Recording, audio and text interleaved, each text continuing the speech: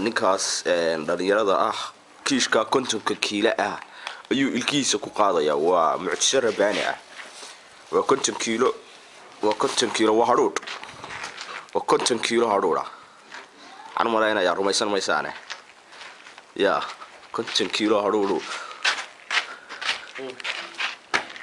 waxba lama aha suu ula boodaleysanayo bal waxaad nooga warbixisaa saad ay kuugu sahlanaatay 50 kiilo oo hadhuudh ah ama kiish hadhuudh ah inaad ilkaha ku qaadi maxaad ku keentay inaad ku qaadi niyo markii ugu horreysay horta isaga kiishka ama kintaalka hadhuudhka isku tijaabin inaan qaado marka hore waxaan ka soo bilaabay inaan 15 kiilo ama 12 kiilo inaan ilkaha ku qaado waan ku qaaday way ii suurtooday markii dambe waxaan isku dayay inaan 25 ilkaha ku qaado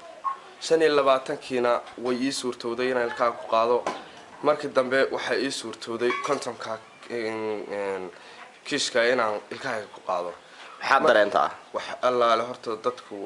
qaar way laga rumaysan laayay laakiin wax aan dareemayaa ma jirto hadda waa tahay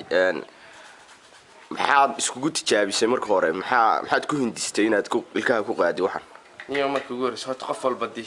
hamigiisu wax buu yahay anigu hamigaygu wuxuu ahaa sidii bal awoodda runtii la sheego sidii aan soo bandhigi lahaa dhacdooyinka adduunka saan uga qayb qaadan lahaa waxaa la odhan karaa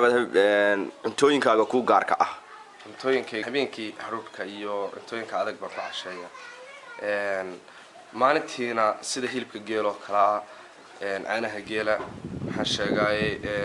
waxa kale la yiraahdo xafiinada go'aatay bal waxaad bulshada u sheegtaa kulay nin dhalinyaro ah tahay da'daadu intay tahay da'daydu waa 23 1994 baan dhashay